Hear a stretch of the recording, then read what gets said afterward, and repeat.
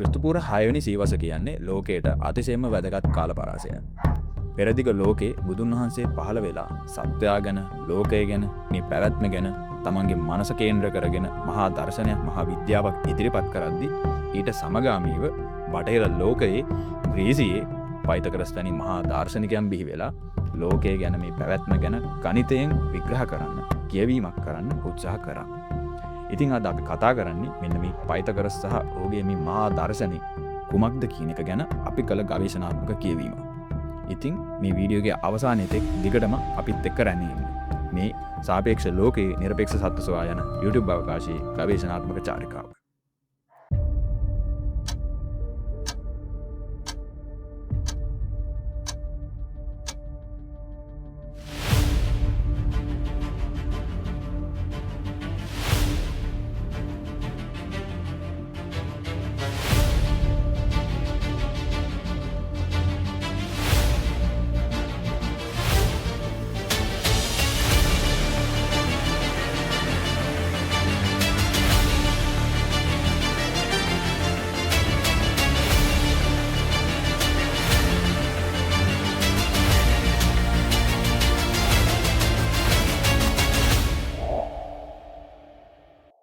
ක්‍රිස්තුපූර 6 වන සියවසේ ග්‍රීසියේ සැමෝස් කියන දූපතේ පයිතගරස් උපත ලබන තරුණ වයසේදී දැනුම සොයා යාමේ පිපාසයෙන් ලෝකයේ විවිධ රටවල සංචාරය කළා කියලා පැරණි ග්‍රීක වාර්තාවල ඔහු ගැන සඳහන් වෙනවා. බැබලෝනියාව, පර්සියාව, ඉන්දියාව වැනි රටවල සංචාරය කරමින් තර්ක ශාස්ත්‍රය, සංඛ්‍යානය, තාරකා විද්‍යාව, ගණිතය වැනි විෂයන් හැදෑරූ බව තමයි වැඩිදුරටත් දැක්වෙන්නේ. ඔහු පාසල් කාලේදී අපි ඉගෙන ගත්ත ජ්‍යාමිතික ප්‍රමේයයක් තියෙනවා, පයිතගරස් ප්‍රමේය කියලා. ඉතින් මේ පයිතගරස් ප්‍රමේය ලෝකයට බිහි කිරීමේ ගෞරවය හිමි වෙන්නේ මේ පයිතගරස්ටම තමයි.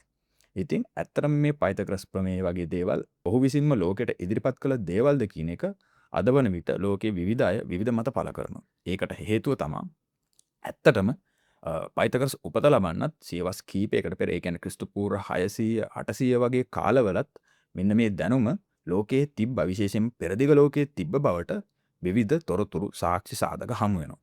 ක්‍රිස්තුපූර්ව 600 800 අතර කාලේ ඉන්දියාවේ වෛදික දැනුම් පද්ධතිය එන බෝධායන ඍෂිවරයා ලිව්ව බෝධායන සුල්බ සූත්‍ර වැනි ග්‍රන්ථවල මේ ජ්‍යාමිතික ප්‍රමේය ගැන පැහැදිලිව සඳහන් වෙනවා. ඒ වගේම බැබලෝනියානුවන් පවා මේ ජ්‍යාමිතික ප්‍රමේය ගැන දැන සිටි බවට සාක්ෂි හමු වෙනවා.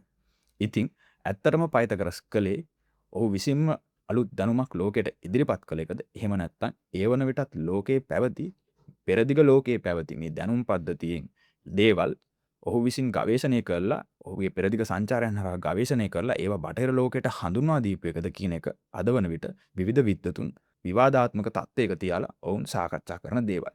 ඉතින් කොහොම හරි සුප්‍රකට බ්‍රිතාන්‍ය ජාතික පුරාවිද්‍යාඥයෙක් වන සර් විලියම් ජෝන්ස් පවා කියන්නේ මේ පයිතගරස් කියන්නේ ඇත්තටම මේ පෙරදිග ලෝකයේ තිබ්බ දැනුම බටහිර ලෝකයට රැගෙන ආපු එක්තරා විදිහක පාලමක් විදිහට කටයුතු කරපු පුද්ගලයෙක් කියලයි. ඉතින් ඇත්තටම පයිතගරස් කියලා කියන්නේ මේ දාර්ශනිකයෙක් වගේම ගණිතඥයෙක්. ඉතින් මේ ඔහු ලෝකයට, ඒ කියන්නේ ඔහු බටහිර ලෝකයට ඉදිරිපත් කරපු තවත් මහා දර්ශනයන් මොනවද කියන එක ගැන අපි කතා කරමු. පයිතගරස් විසින් කියනවා all is numbers කියලා. ඒ කියන්නේ මේ විශ්වයේ තියෙන මේ හැම දෙයක්ම, මේ සියලුම දේවල් ගණිතේ, එහෙම නැත්නම් ඉලක්කම්, මේ සංඛ්‍යා, මේ සංඛ්‍යා වලින් පැහැදිලි කරන්න පුළුවන් කියන එක පයිතගරස් කියනවා. ඒ කියන්නේ මේක මේ ආවට ගියාට ඔහු විසින් ඉදිරිපත් කරපු ප්‍රකාශයක් නෙමෙයි. මේ ප්‍රකාශය පිළිබඳ, මේ ප්‍රකාශය පිටිපස්සේ විශාල කතාවක්, විශාල ලොකු වපසරියක හේතුවක් ඇතුව තමයි ඔහු මේ ප්‍රකාශය කරන්නේ. පයිතගරස් කියන්නේ සංගීතයට බොහොම ලැබි, සංගීතයට බොහොම ප්‍රිය කරපු පුද්ගලයෙක්. ඔහු මේ වීණාව වාදනය කරද්දී ඔහු තේරුම් ගන්නවා මේ වීණාවේ මේ සංගීතයේ උපදින්නේ, මේ ස්වර උපදින්නේ වීණාවේ මේ තත්ත්වල තියෙන මේ විවිධ දිග අතර තියෙන මේ අනුපාත, විවිධ අනුපාත වලින් මේ වීණාවේ තතේ තියෙන විවිධ අනුපාත අතර මේ තියෙන මේ දුර ප්‍රමාණයන් නිසා තමයි ඒ ස්ථාන වලින් සංගීතයේ උපදින්නේ, විවිධ සංගීත ස්වර උපදින්නේ කියන එක පයිතගරස්ට තේරුම් යනවා. උදාහරණයක් විදිහට කිව්වොත් මේ පයිතගරස් දකිනවා මේ වීණාවේ තතේ මේ දිග දෙක, වීණාවේ තතේ දිග දෙකට එක අනුපාතයෙන් බෙදුවම ඒ ස්ථානයෙන් තමයි මේ ඔක්ටේව්, එහෙම නැත්නම් අෂ්ටකය කියන ස්වරය උපදින්නේ කියලා. ඒ වගේම ඒ තත 3ට 2 අනුපාතයෙන්, වීණාවේ තත 3ට 2 අනුපාතයෙන් බෙදුවම ඒ ස්ථානයෙන් perfect fifth කියන ස්වරය උපදිනවා කියලා දැක්කා. ඉතින් ඔහු තේරුම් ගන්නවා මේ මනස සුවපත් කරන මේ සංගීතය තුල තියෙනෙත් ගණිතය නම්. ඒ කියන්නේ මේ අපි දන්නවා සංගීතය ගැන විශ්ව භාෂාව. මේ සංගීතය ගැන විශ්ව භාෂාව තුල අන්තර්ගත වෙලා තියෙනෙත් ගණිතය නම් මේ විශ්වයේ මේ හැම දෙයක් තුළම, ඒ කියන්නේ මේ අපිට පේන මේ වටපිටාවේ තියෙන දේවල් සහ මේ මුළු මහා විශ්වය තුළම මේ විශ්වයේම සැකැස්ම මේ ජ්‍යාමිතිය සහ ගණිතය මත පදනම් වෙච්ච එකක් කියන එක පයිතගරස්ට ඒ අනුව තේරුම් යනවා. ඉතින් ඔහු කියනවා මේ ග්‍රහවස්තු, ඒ කියන්නේ සූර්යයා, චන්ද්‍රයා ඇතුළු මේ විශ්වයේ තියෙන මේ සියලු ග්‍රහවස්තු වල චලිතය පවා යම්කිසි මේ ගණිතමය නීතීන් වලට අනුකූලව මේ ඒ කියන්නේ මේ සියල්ල තුළ තියෙන මේ ජ්‍යාමිතික හැඩයන් සහ මේ සියලු චලිතයන් ගණිතමය දුරවල් සහ අනුපාත අනුව සිද්ධ වෙන දේවල් කියන එක පයිතගරස් ලෝකයට කියනවා. ඒ වගේම පයිතගරස් කියනවා අපේ මිනිස් කනට නැසෙන අපේ ඒ කියන්නේ හර්ට්ස් 20 පරාසයට එහා ගිය යම්කිසි මහා නාදයක් මේ විශ්වය පුරා නාද වෙමින් අනුනාද වෙමින් පවතිනවා කියලා පයිතගරස් කියනවා. ඒ කියන්නේ අපි දන්නවා අපේ කනට ඇහෙන්නේ හර්ට්ස් 20 පරාසයේ ශබ්දයන් විතරයි. එතකොට මේ ඒ පරාසයෙන් එපිට මේ දිව්‍යමය නාදයක් මේ ග්‍රහලෝක ඇතුළු මේ විශ්ව පද්ධතිය තුළ සුන්දර දිව්‍යමය නාදයක් අනුනාද වෙනවා කියන එක තමයි ඔහු කියන්නේ. මීට සමාන සංකල්පයක් පෙරදිග දර්ශනයන් තුළ තියෙනවා නාද බ්‍රහ්ම කියලා සංකල්පයක්. මේ නාද බ්‍රහ්ම සංකල්පයෙන් කියන්නේත් මේ විශ්වයේ සියල්ල හටගත්තේ නාදයෙන් කියලා. ඒ කියන්නේ නාදයෙන් කියන්නේ කම්පන සංඛ්‍යාතයකින් කියන එක. ෆිසික්ස්, ඒ කියන්නේ මේ භෞතික විද්‍යාව වගේ විෂයන් ගැන යම්කිසි අවබෝධයක් තියෙන කෙනෙක්ට උනත් තේරෙනවා. එහෙම අයත් දන්නවා. මේ අපේ මේ පංචේන්ද්‍රයන්ට ගෝචර වෙන මේ සමස්ත ලෝකයම මේ සංඛ්‍යාත, ඒ කියන්නේ මේ සංඛ්‍යාත වෙනසක් නිසා තමයි අපිට මේ සංඛ්‍යාත වෙනසක් කරා අපේ මේ ස්නායු මගින් එන මේ කම්පනයක් මුලයට ගිහිල්ලා මේ හඳුනා ගන්න දේවල් තමයි මේ අපිට පේන මේ සමස්ත විශ්වෙම මේ අපිට පේන සමස්ත ලෝකෙම මේ පංචේන්ද්‍රයන් හරහා අරගන්න අරමුණු හරහා, ඒ කියන්නේ මේ බාහිරින් එන කම්පන සංඛ්‍යාත වෙනසක් අපේ ස්නායු පද්ධතියට හසු කරගෙන ඒකෙන් අපේ මනස ගොඩනගා ගන්න සාපේක්ෂ ලෝකයක් කියන එක අපි ටිකක් ෆිසික්ස් කරපු කෙනෙක්ට නම් තේරෙන දෙයක්. ඒක මම ගැඹුරින් විස්තර කරන්නේ නැති. මෙන්න ඒ සංකල්පයට සමාන සංකල්පයක් තමයි මේ නාද බ්‍රහ්ම සංකල්පය හරහා පෙරදිග කියන්නේ. ඊට සමාන කතාවක් තමයි මේ බටහිර ලෝකෙට ගිහිල්ලා පයිතගරසුත් කියන්නේ. ඉතින් ඒ වගේම මේ මම කලින් කිව්වා මේ පයිතගරස් කියන්නේ දාර්ශනිකයෙක්, ඒ වගේම ගණිතඥයෙක් කියලා. එතකොට ඒ වගේම ඔහු මේ සංඛ්‍යාවන්ට, ඒ කියන්නේ මේ ඉලක්කම් වලට ඔහු සාමාන්‍යයෙන් මේ අපි දන්න 1 2 3 කියන මේ ඉලක්කම් වලට ඔහු විශේෂ දිව්‍යමය අර්ථයක්, යම්කිසි අద్භූත গুপ্ত මේ අර්ථයක් එක් කරන්න උත්සාහ කරලා තියෙනවා. ඔහු කියන්නේ මේ අංක 1 කියන්නේ නිකන් ඉලක්කමක් නෙමෙයි. අංක 1න් ඔහු දැක්කා මේ ඒකීයත්වය නැත්තම් සියල්ලේ ආරම්භය මේ අංක 1න් නිරූපණය වෙනවා කියන එක ඔහු කිව්වා. ඒ වගේම අංක 2න් මේ ලෝකයේ තියෙන බෙදීම. එහෙම නැත්නම් අපි දන්නවා ද්විත්ව ස්වභාවය. ඒ කියන්නේ මේ ලෝකයේ තියෙනවා සදාකාලයට මේ ලෝකයේ තියෙන දෙයක් තමයි ආලෝකය, අඳුර, හොඳ නරක, ස්ත්‍රී පුරුෂ කියලා මේ බෙදීම, ද්විත්වයක්. මෙන්න මේ ද්විත්ව ස්වභාවය තමයි අංක 1න් නිරූපණය වෙන්නේ කියලා ඔහු කිව්වා. ඒ වගේම අංක 3න් මුල මැද අග කියන පරිපූර්ණත්වයත්, අංක 4න් මේ සෝබාදාමයේ තියෙන මේ ඍතු 4 සහ මේ සතර මහා ධාතු, ඒ කියන්නේ පඨවි ආපෝ තේජෝ වායෝ කියන මේ සතර මහා ධාතු නිරූපණය වෙන බවත් පයිතගරස් වැඩි දුරටත් කියනවා. ඒ වගේම මේ පයිතගරස්ගේ මේ අංක විද්‍යාත්මක දැනුම ඇතුලේ ඔහු අංක 10 පූජනීයම සංඛ්‍යාවක් විදිහට දකිනවා. ඒ කියන්නේ ඔහු කියනවා මේ 30000ක් අපි ත්‍රිකෝණයක් විදිහට, මම මේ උඩ පෙන්නන විදිහට 30000ක් ත්‍රිකෝණාකාර විදිහට තිබ්බොතින් ඒ හැදෙන ඒ ත්‍රිකෝණයට ඔහු කියන්නේ ටෙටැක්සිස් කියලා. මට ඒ වචනේ හරියට කියා ගන්න අමාරුයි. මේ උඩින් තියෙන්නේ මේ ඔහු ඒකට කියන්නේ මෙන්න මේ අංක 30000ක් මෙන්න මේ ත්‍රිකෝණාකාර ස්වරූපයෙන් තිබ්බම මෙන්න මේ සංකේතය, මෙන්න මේ ත්‍රිකෝණය ඔහු මේ විදිහට ඒ ත්‍රිකෝණය හැම අතටම මේ විදිහට තියලා මෙන්න මේ හැදෙන මෙන්න මේ ජ්‍යාමිතික රූපය ඔහු කියන්නේ මේක තමයි විශ්වයේ මේ පරමාණුවේ ඉඳන් මහා මන්දාකිණි දක්වා මේ විශ්වයේ හැම පදාර්ථයක් ඇතුළෙම තියෙන මූලික ජ්‍යාමිතික ආකෘතිය, මූලික ජ්‍යාමිතික හැඩය මෙන්න මේක බව තමයි පයිතගරස් ඔහුගේ දර්ශනය තුළ ඔහු කියන්නේ. ඉතින් කෙමිස්ට්‍රි, ඒ කියන්නේ රසායන විද්‍යාව හදාරනපු අය, රසායන විද්‍යාව ගැන අදහසක් තියෙන අය දන්නවා මේ පරමාණුක ව්‍යුහවල සැකැස්මත් මේ ආකෘතියට කොයිතරම් දුරට සමානද කියලා. ඉතින් පයිතගරස් මේ ගණිතමය මූලධර්ම භාවිතා කරලා පෙන්නනවා මේ විශ්වයේ මේ හැම තැනකම තියෙන මෙන්න මේ ගණිතය, මෙන්න මේ ජ්‍යාමිතිය බව පයිතගරස් කියනවා. ඉතින් මෙන්න මේ වගේ ගැඹුරු විග්‍රහයන්, ගැඹුරු දර්ශනයන්, මේ ගණිතයේ මත පදනම් වෙච්ච විශ්වය ගැන මේ වගේ ගැඹුරු විග්‍රහයන් කරපු පයිතගරස් ඇත්තටම මේ දේවල් කතා කරේ කොහෙදද? මං කිව්වා ඔහු පෙරදිග සංචාරයන් කරා කියලා තරුණ වයසේදී දැනුම සොයමින්. ඉතින් මේ සංචාරයන් නිමවලා පෙරලා යුරෝපයට එන පයිතගරස් ඔහුගේ වාසස්ථානයේ විදිහට තෝරගන්නේ ඉතාලියේ ක්‍රෝටන් කියන වරාය නගරේ. මේ වරාය නගරයට එන පයිතගරස් ඒ සමුද්‍රාසන්නේ, ඒ කියන්නේ මුහුදාශ්‍රිතව තමන්ගේම කියලා ආශ්‍රමයක් නිර්මාණය කළා. තමන්ගේ ශිෂ්‍යයන් සමග මේ මහා දර්ශනයේ ලෝකයට ව්‍යාප්ත කරන්නේ මෙන්න මේ ස්ථානයේ ඉඳගෙන.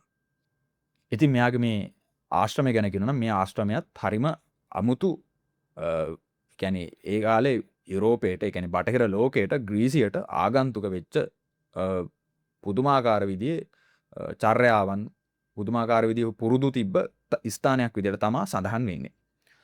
මේ පයිතගරස්ගේ ආශ්‍රමයේ ශිෂ්‍යයෙක් වෙන්නත් ඒ කියන්නේ පයිතගරස්ගේ ශිෂ්‍යයෙක් වෙන්නත් හැමෝටම ලේසි වුණේ නැහැ.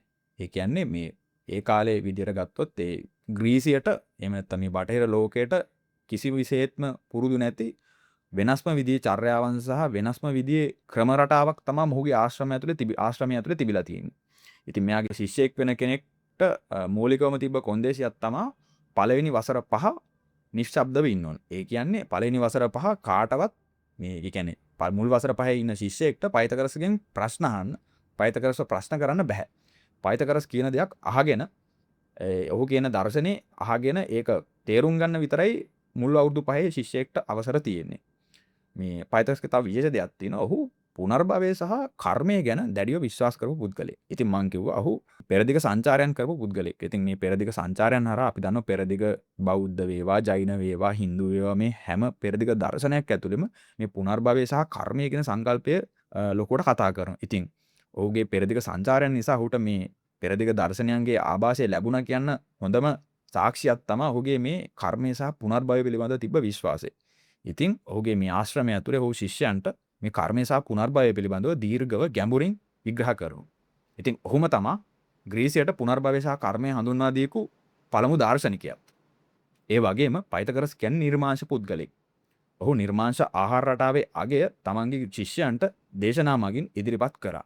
ඒ වගේම සත්ව කරුණාව, සතුන්ට හිංසා කිරීමේ වැළකීමේ වටිනාකම ගැනත් ඔහු තමන්ගේ දේශනා තුලින් ඉදිරිපත් කළා.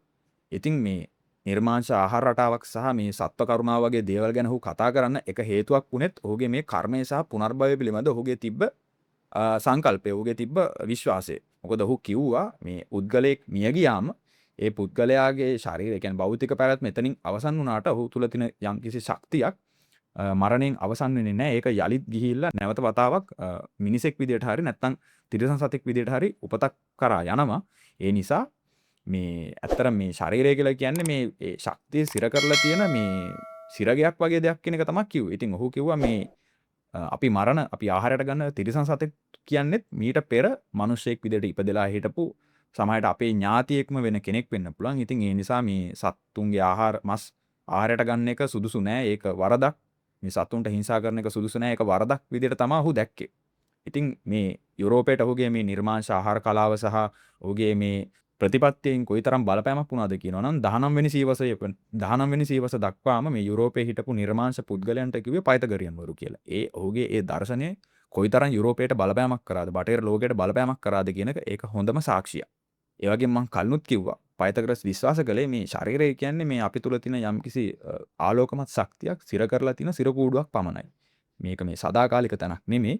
ඉතින් ඔහුගේ දේශනා තුලින් ඔහුගේ ශිෂ්‍යයන්ට කිව්වේ මේ ශරීරයෙන් නිදහස් වෙලා මේ අපේ ඇතුලේ තියෙන ආධ්‍යාත්මය පිරිසුදු කරගත යුතුයි. ඒ සඳහා කළ යුතු දේවල් තමයි ඔහු පයිතගරස් තමන්ගේ ශිෂ්‍යයන්ට නිතරම කියලා තියෙන්නේ. ඉතින් ඒ සඳහා ඔහු යෝජනා කරලා තියෙන්නේ සහ ඔහුගේ ආශ්‍රම තුල සිද්ධ කරන්නේ මේ ගණිතයේ හැදෑරීම, සංගීතයේ ශ්‍රවණය කිරීම වගේ දේවල් තුලින් ඔවුන් උත්සාහ කළා, ඔවුන් විශ්වාස කළා මේ තමන්ගේ ආත්මය, තමන්ගේ ආධ්‍යාත්මය පිරිසුදු කරගන්න පුළුවන් කියලා. ඒ වගේම ඔහුගේ ආශ්‍රමය ඇතුලේ තවත් වැදගත් තත්ත්වයක් තිබ්බා. ඒ තමයි ඒ වන විට ග්‍රීක සමාජයේ කාන්තාවන්ට පුරුෂයන්ට වගේ සමතනක් තිබ්බේ නැහැ. නමුත් මේ පයිතගරස්ගේ ආශ්‍රමය තුල ග්‍රීක සමාජයේ නොතිබ්බ මෙන්න මේ ලක්ෂණය තිබ්බා. ඒ තමයි ඔහුගේ ආශ්‍රමය තුල කාන්තාවන්ටයි පුරුෂයන්ටයි සමතන තිබ්බා. ඉතිහාසයේ සඳහන් වෙන විදියට පයිතගරස්ගේ බිරිඳ මේ තේනෝ කියන තැනැත්තියත් ගණිතඥවරියක්.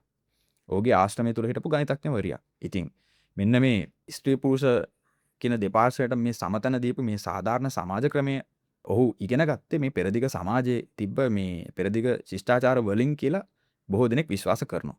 ඒ වගේම පයිතගරස්ගේ ආශ්‍රමය තුල තිබ්බ තවත් වැදගත් ලක්ෂණයක් තමයි පොදු දේපල ක්‍රමය.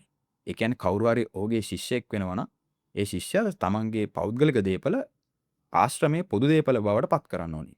ඉතින් එහෙම කරලා ඒ පොදු දේපල ක්‍රමයක් යටතේ හැමෝටම පොදුවේ ඒ ආශ්‍රමයේ තියෙන දේපල භාවිතා කරන්න පුළුවන්. ඒ කියන හරියට මේ වර්තමානයේ අපේ මේ තියෙන මේ සාංගික දේපල ක්‍රමය වගේ දෙයක් තමයි ඔහුගේ ආශ්‍රමය තුලත් තිබිලා තියෙන්නේ. ඉතින් මෙන්න මේ වගේ එවකට ග්‍රීසියට සහ බටහිර ලෝකයට ආගන්තුක වෙච්ච අසාමාන්‍ය ඉගැන්වීම් සහ චර්යාවන් තමයි පයිතගරස් ග්‍රීසියේදී හඳුන්වා දෙන්නේ. ඉතින් මෙන්න මේ වගේ දේවල් නිසා ඉතිහාසය තුළ පයිතගරස් සම්බන්ධයෙන් විකල්ප ඉතිහාස මතත් ගොඩනැගිලා තියෙනවා. මේ වගේ එක ඉතිහාස මතයක් තමා මේ මං කිව්වා ඔහු පෙරදිග සංචාරයන් කරා කියලා. ඔහුගේ මේ පෙරදිග සංචාරයන් අතරතුරදී ඔහු ක්‍රිස්තු පූර්ව 6 වෙනි සියවසේ ජීවත් වෙච්ච පුද්ගලයෙක් වීම නිසා ඇතැම් පිරිස් විශ්වාස කරනවා ඔහුට බුදුන් වහන්සේ හෝ බුද්ධකාලීන බුද්ධ ශ්‍රාවකයන් මුණ ගැහිලා ඒ බුද්ධ ධර්මයේ සම්බන්ධයෙන් එහෙම යම්කිසි අවබෝධයක් ලැබිච්ච පුද්ගලයෙක් වන්නට පුළුවන් කියලා සමහරු විශ්වාස කරනවා. ඒ වගේ මත විකල්ප ඉතිහාසයේ ගොඩනැගිලා තියෙනවා. ඉතින් මේ දේවල් තහවුරු කරගන්න නිල ඉතිහාසයේ කිසිම පිළිගත හැකි සාක්ෂියක් නැහැ. නමුත් විකල්ප මත විදියට ඉතිහාසයේ සඳහන් වෙනවා. ඒ වගේ තවත් ඒ වගේ ප්‍රධාන විකල්ප මතයක් තමයි අපි දන්නවා මේ බුද්ධ ඉතිහාසයේ සඳහන් වෙනවා සුණාපරන්තේ පුන්න කියලා විදේශික භික්ෂුන් වහන්සේ නමක් ගැන. වෙළඳ කටයුතු සඳහා මේ සුණාපරන්තේ ඉඳන් ජම්බුද්දීපයට එන පුන්නහාමුදුරුවෝ බුදුන් වහන්සේ ගැන පැහැදිලා ධර්මයේ ශ්‍රවණය කරලා අවසානයේ කමඨහන් අරගෙන යලි සුණාපරන්තයට වඩින කතාවක් බෞද්ධ සාහිත්‍යයේ බෞද්ධ ඉතිහාසය තුළ හමු වෙනවා. ඉතින් බොහෝ දෙනෙක් විශ්වාස කරනවා මේ සුණාපරන්තේ පුන්නහාමුදුරුවෝ සහ පයිතගරස් කියන්නේ මේ දෙදෙනාම එක් අයෙක් කියලා. ඉතින් ඒ වගේ මතයක් බිහි වෙන්නත් හේතු උනේ විවිධ ඒ කියන්නේ පුන්න චරිතය සහ පයිතගරස් චරිතයේ තියෙන සමානකම් නිසා තමයි මේ වගේ මතයක් ගොඩනැගුලා තියෙන්නේ. යලි සුණාපරන්තයට වඩින පුන්නහාමුදුරුවෝ සුණාපරන්තේ දිවිගෙවනවා කියලා කියන්නේ සමුද්‍රගිරි කියලා විහාරයක. මුහුද අද්දර තියෙන එක්තරා විහාරයක තමයි ආශ්‍රමයක තමයි වැඩි දිමින් මේ ධර්මයේ ඒ ප්‍රදේශයේ ව්‍යාප්ත කරා කියලා බෞද්ධ සාහිත්‍යයේ සඳහන් වෙන්නේ. ඉතින් අපි දන්නවා තමන්ගේ පෙරදිග සංචාරයන් නිමා කරලා යලි යුරෝපයට එහෙම නැත්නම් බටහිරට යන පයිතගරස් තමන්ගේ නිවස තමන්ගේ වාසස්ථානයේ විදිහට තෝරගන්නේ ඉතාලියේ ක්‍රෝටන් කියන වරාය නගරේ මුහුද අද්දර ආශ්‍රමයක්. ඉතින් මෙන්න මේ වගේ සමානකම්. ඊටත් අමතරව ඒ වගේම බුදුන් වහන්සේගේ ඉගැන්වීම් වලට අතිශයින්ම සමාන මේ කර්මයේ පුනර්භවය වැනි සංකල්ප බටහිර ලෝකයේදී පයිතගරස් විසින් ව්‍යාප්ත කිරීම වගේ දේවල් නිසාත් මෙන්න මේ වගේ පයිතගරස් සහ පුන්නහාමුදුරුවෝ කියන්නේ දෙදෙනාම එක් අයෙක් වගේ විකල්ප මත ඉතිහාසයේ ගොඩනැගිලා තියෙනවා. මෙන්න මේක තමයි අපි අද කතා කරපු පයිතගරස් කියන මහා දාර්ශනිකයාගේ මහා දර්ශනය සහ ඒ ඔහුගේ දැනුම සොයාගෙන ගියේ කොහොමද ඒ දැනුම ඔහුට ලැබුණේ කොහොමද කියලා ඉතිහාසයේ සඳහන් කතා ඔහුගේ දැනුමේ සම්භවය ගැන අද අපි මේ කතා කරපු දේවල්. ඉතින් මේක අපේ කැමරාවක් ඉදිරියේ කරන පළවෙනි අත්දැකීම නිසා මේකේ අඩුපාඩු තිබෙන්න පුළුවන්. ඉතින් ඒ දේවලුත් ඔයාලට පුළුවන් මේ පහළ කමෙන්ට් සෙක්ෂන් එකේ දාන්න.